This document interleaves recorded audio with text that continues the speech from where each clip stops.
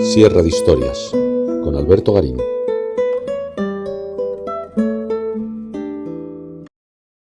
Tradicionalmente se ha considerado que los artistas medievales eran anónimos. Había dos razones para ello. Por un lado, la sociedad medieval, teocéntrica, donde la religión dominaba todos los aspectos de la vida, hacían que la vanidad fuera un pecado mal visto y estos artistas tendieran a ser humildes. De ahí que su reconocimiento social era muy limitado y su capacidad para tener una vida desahogada también. Sin embargo, no es cierto. Hemos de entender cómo funcionaba el mercado de arte medieval, y ahí podremos ver que, en efecto, sí había artistas ampliamente reconocidos y que pudieron disfrutar de una vida muy desahogada, entre otros muchos que no tuvieron esa posibilidad, algo en lo que se asemeja al mercado de arte actual. Hoy, en Sierra de Historias, vamos a conocer a todos aquellos artistas medievales que no solamente salieron del anonimato, sino que además lo hicieron sin ninguna modestia. En 1550 apareció la primera edición de Las vidas de los más excelentes arquitectos, pintores y escultores italianos, escrita por Giorgio Vasari, él mismo pintor y arquitecto. En esa primera edición, Vasari presentó a casi 150 artistas. En la segunda versión, de 1568, ese número llegó a 200. Con esta obra, Vasari creó una forma de relatar la vida de los artistas, una forma que perdura hasta hoy. Cada personaje era presentado mezclando sus datos biográficos con ricas anécdotas, una lista de obras y los aportes que cada cual hizo al arte. Pero además, Vasari inventó el prototipo del artista del Renacimiento y, por extensión, del artista moderno. Socialmente reconocido, aunque estuviera dispuesto a romper con las normas, fuera un tanto extravagante o tuviera una fuerte personalidad. Ese modelo de artista comenzó a darse en la Italia que miraba al humanismo y que rechazaba la supeditación a Dios que había dominado la Edad Media. Pero el punto de partida fueron un grupo de artistas toscanos de finales del siglo XIII y comienzos del siglo XIV, donde brilló con luz propia Giotto. Dado que estos primeros artistas enumerados por Vasari aún estaban dentro del mundo medieval, el problema se resolvió calificándoles como proto-renacentistas. Porque, ¿cómo eran los artistas antes de estos destacados creadores italianos del Renacimiento? La mayor parte, anónimos, por lo que, a partir de ahí, es difícil conocer su formación, su carácter o su relación con el resto de la sociedad. Es cierto que el anonimato de los artistas no es exclusivo de la Edad Media. También tenemos pocos nombres de artistas de la Antigüedad, pero pareciera que estos de la Antigüedad, que sí conocemos, tuvieron más peso. Es fácil recordar a escultores como Fidias, Policleto, Mirón, Praxíteles, Lisipo o Escopas. Pero aquí hemos de ser cuidadosos. Esa lista de 6 escultores que acabo de mencionar corresponden a un periodo artístico que en el mundo contemporáneo se considera clásico, canónico, bien hecho. Ojo, un punto de vista que ya defendieron algunos escritores romanos en la antigüedad, pero que hoy se ha visto reforzada en la forma de contar el arte. Una forma donde otros nombres como Eutíquides, de finales del siglo IV a.C., Polícles, del siglo II a.C., o Apolonio de Tralles, en el salto del siglo II al siglo I a.C., no suenan tanto por corresponder al periodo llamado helenístico, considerado de forma habitual como una fase artística de calidad desigual, decadente. Esto nos ha de hacer retener una primera idea sobre el anonimato de los artistas. Hay artistas que no son tan popularizados hoy porque no encajan en el esquema de los estilos correctos del pasado. Pero volvamos a los artistas medievales. Entre las razones que pueden explicar su anonimato tenemos 2 principales. Primero, que los artistas eran gentes humildes en un mundo teocrático donde la vanidad era un pecado que había de ser reprimido. Segundo, que la labor del artista no estaba socialmente reconocida, que eran vistos como meros artesanos, algo que quedaba acentuado por esa humildad dominante. Se ha esgrimido una tercera razón al observar que en muchas de las obras medievales aparece el nombre del promotor, un noble, una autoridad religiosa, y no el del creador. Pero este hábito perdura hasta hoy, donde en prácticamente todas las placas de inauguración de un edificio oficial están los nombres de las autoridades del momento, pero casi nunca la del arquitecto.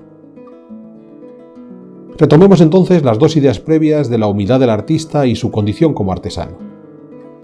Roger de Gelmarhausen fue un notable orfebre de comienzos del siglo XII que, en un tratado sobre arte que se le atribuye, se presenta como siervo de los siervos de Dios de nombre indigno.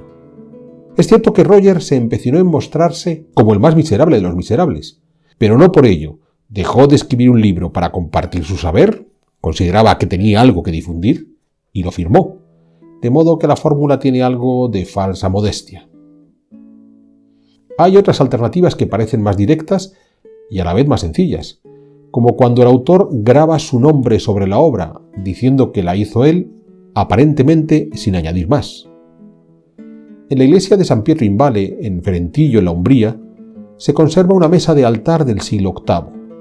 En el frontal hay una lápida ricamente decorada con una serie de motivos vegetales y una inscripción alrededor del comitente que encargó la obra, Hilderico, duque de Spoleto.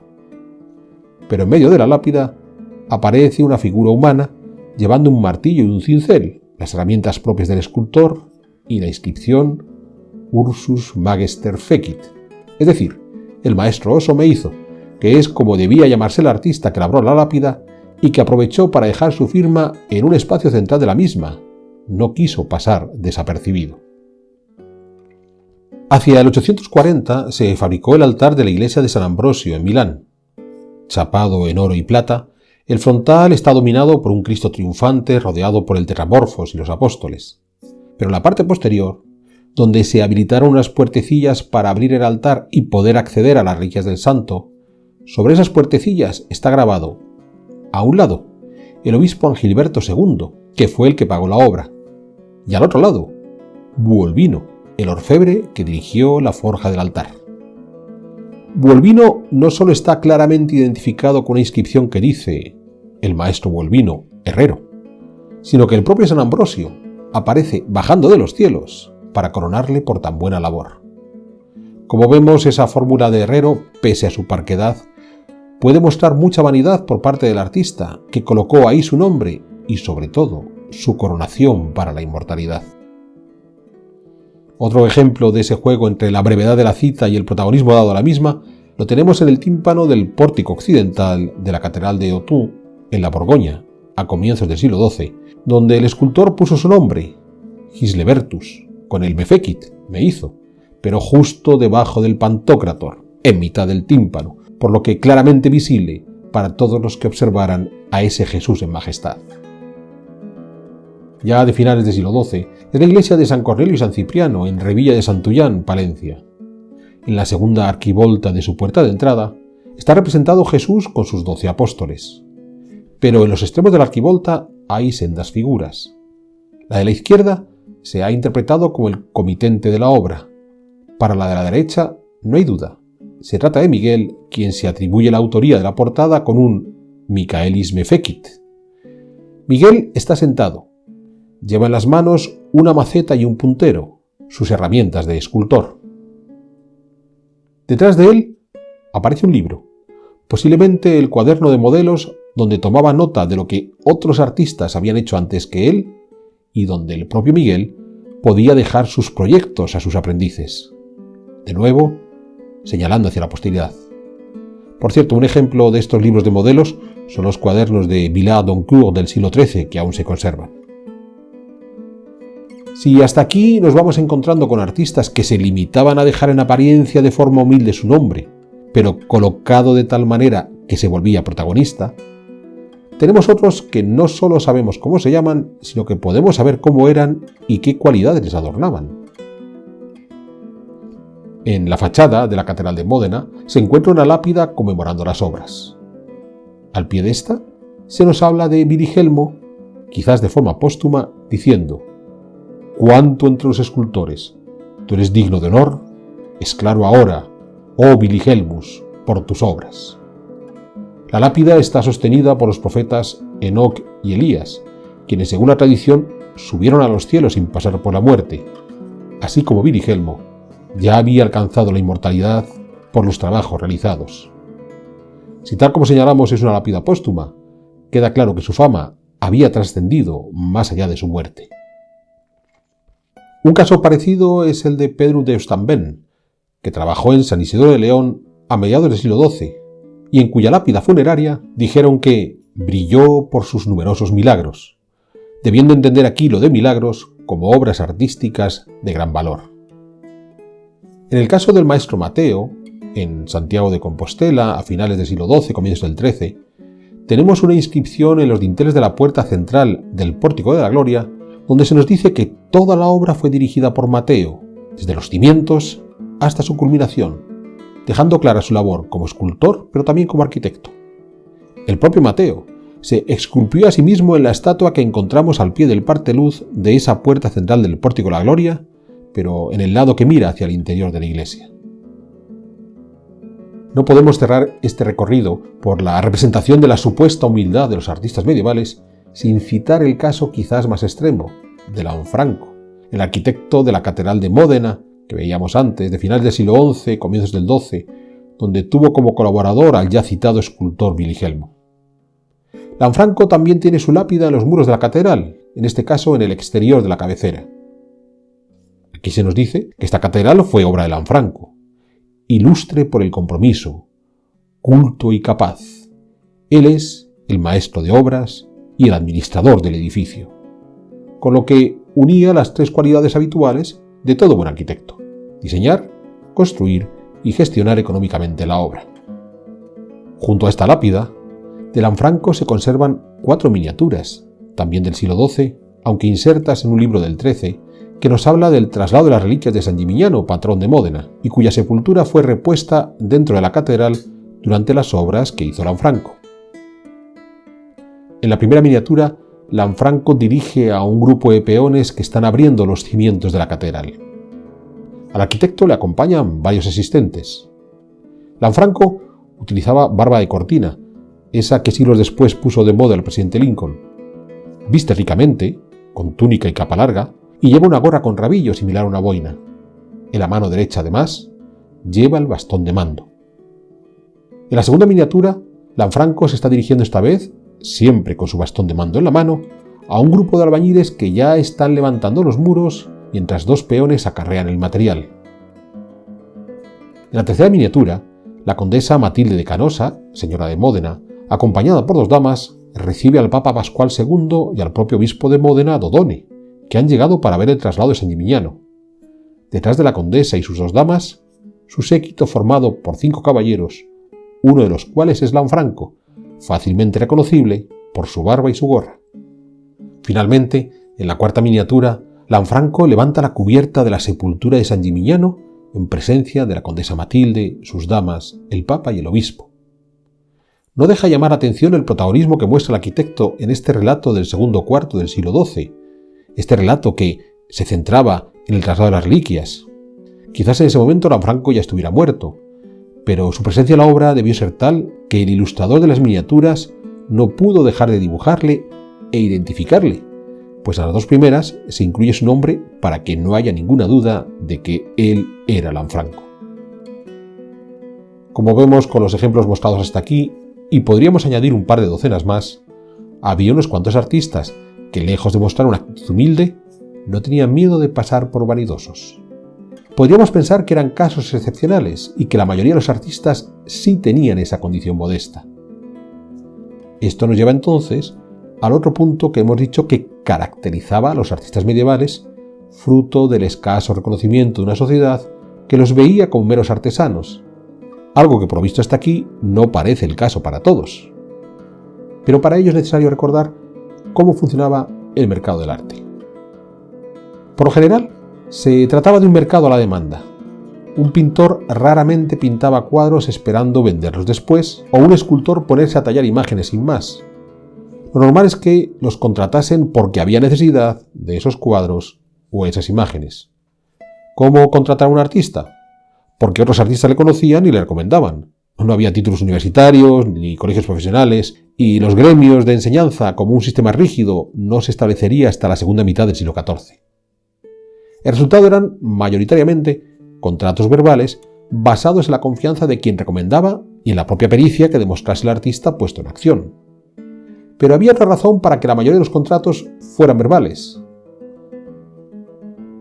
Hasta el siglo XI no llegó a Europa el papel, a través de los musulmanes y primero en la península ibérica. A partir del XII ya lo encontramos en Sicilia, llegando al norte de Italia para el siglo XIII y popularizándose en el resto de Europa en el siglo XIV.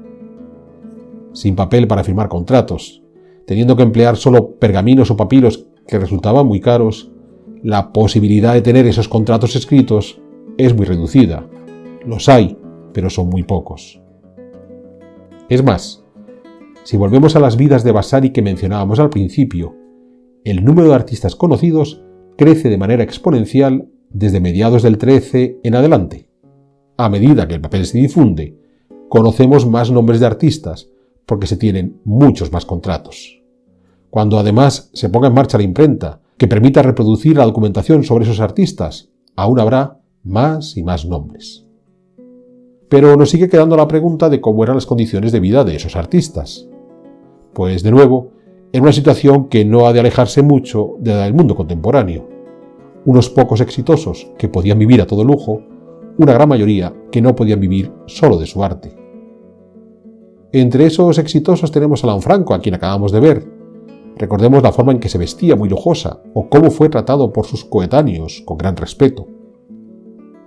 Contemporáneo de Lanfranco en esos finales del siglo XI, comienzos del XII, fue el maestro Esteban, que trabajó en el pórtico de platerías de Compostela y que más tarde fue contratado en la Catedral de Pamplona, donde entre las condiciones de pago se le entregaron varias casas, un horno y unas viñas.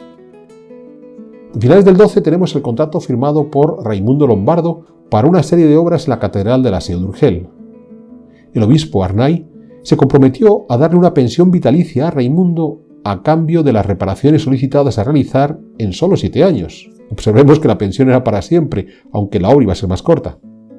Para pagarle, el obispo le dio al maestro de obras una serie de propiedades de cuyas rentas había de cobrar Raimundo, con lo que de nuevo, a su labor de arquitecto, le pedían que añadiese las de administrador. Pero quizás el caso más elocuente de esta mezcla entre arquitecto y gestor económico lo tengamos con Raimundo del Temple, que llevó a cabo numerosas obras para el rey de Francia Carlos V durante la segunda mitad del siglo XIV, llegando a un grado de confianza tal entre ellos que el monarca fue el padrino de los hijos de Raimundo. Para algunos de los trabajos que hizo al este de París para su rey, comenzando por el castillo de Vincennes, Raimundo adquirió previamente los bosques y canteras de los que se abastecía, para más tarde venderse a sí mismo los materiales necesarios para la construcción, mostrando unas grandes dotes para enriquecerse. Llegados aquí, esperamos haber mostrado cómo la idea de que los artistas medievales eran anónimos por humildes y por falta de consideración social no es del todo cierta. Siempre que pudieron, porque el éxito los acompañó, esos artistas buscaron no solo dejar su obra, sino también su nombre para la posteridad, al tiempo que trataban de disfrutar de una buena vida. ¿Que la mayoría no lo logró?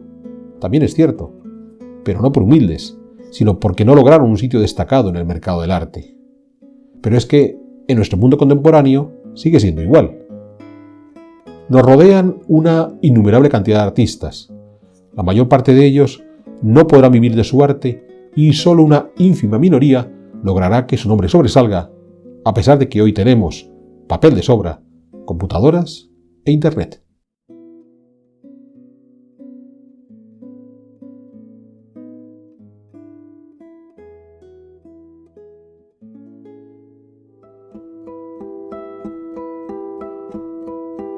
¿Quieres incorporarte a la comunidad de Sierra de Historias?